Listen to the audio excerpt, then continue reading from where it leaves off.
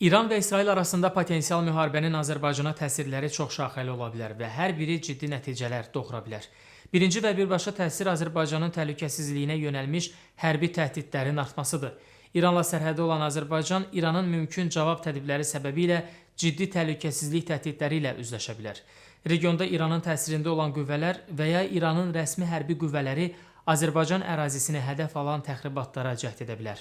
İkinci təsir iqtisadi sahədə özünü göstərəcək. Azərbaycan neft və qaz ixracında regionda sabitliyə çox bağlıdır və İran-İsrail müharibəsi enerji ixracı marşrutlarının və beynəlxalq bazarlarda enerji qiymətlərinin kəskin dəyişməsinə səbəb olacaq. Bu isə Azərbaycanın iqtisadi sabitliyinə ciddi təsir edə bilər.